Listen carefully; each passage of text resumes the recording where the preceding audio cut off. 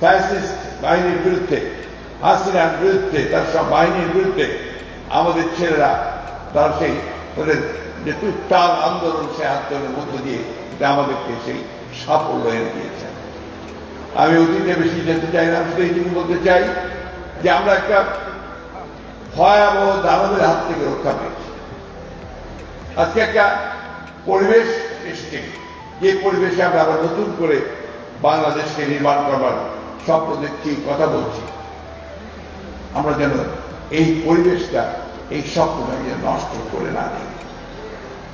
আমাদের এখন যেটা প্রয়োজন, সমস্ত প্রভোকেশনের পরেও আমরা যেন আমাদের সিদ্ধান্তে অটল থাকি।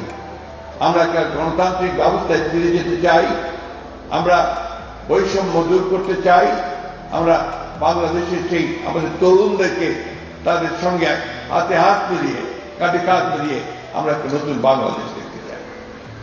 এখানে আমাদের কোন বিভেদ নেই, কিন্তু দুর্ভাগ্যক্রমে আমাদের দেশের কিছু মানুষ তারা আজকে বিভিন্নভাবে এই ঐক্যে তারা কিছু ফাটল ধরানোর চেষ্টা করছেন।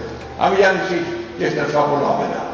আমরা অবশ্যই সম্মিলিতভাবে, ঐক্যবদ্ধভাবে আমাদের যে লক্ষ্য, সেই লক্ষ্যে আমরা পৌঁছতে সক্ষম হবে আমি বিশ্বাস করি। বসুন্ধরা টিস্যুতে ছাড়ের ছড়াছড়ি।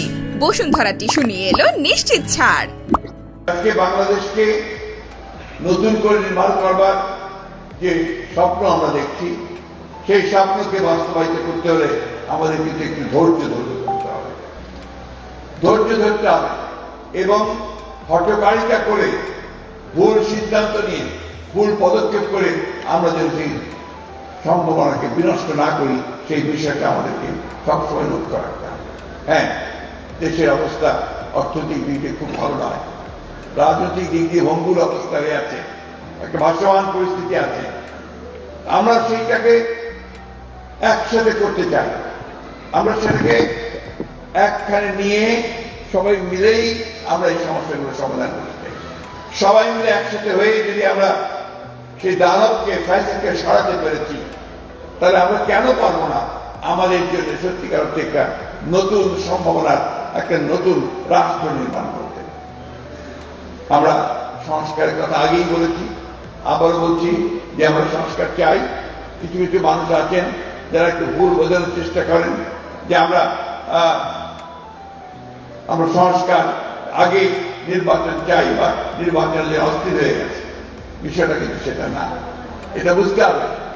আমরা যেটা বলছি যে নির্বাচনটা কেন দ্রুত চাই, এই কারণে দ্রুত চাই যে নির্বাচনটা হলে আমাদের যে শক্তি, সেই শক্তি আরো বাড়বে, যে সরকার থাকবে, পার্লামেন্ট থাকবে, অনেক বেশি শক্তিশালী হবে, আর যে সংকটগুলো সৃষ্টি হয়েছে সেই সংকটগুলো দূর হয়ে যাবে। আমরা এই কথাও বলেছি যে আমরা নির্বাচনের পরে আমাদের দল থেকে আমরা বলেছি যে আমরা একটা ঐক্যবদ্ধ জাতীয় সরকার করতে চাই, সবাই মিলে রাষ্ট্রের সমস্যার সমাধান আমরা করতে চাই। এটা আমাদের কথা। এখন যারা অন্যান্য দলে আছেন, যারা রাজনৈতিক দলগুলো আছেন, তারা অবশ্যই এটা ভাববেন, চিন্তা করবেন, এবং সেই হিসেবে তারা তাদের যে মতামত, সেই মতামত দেবেন।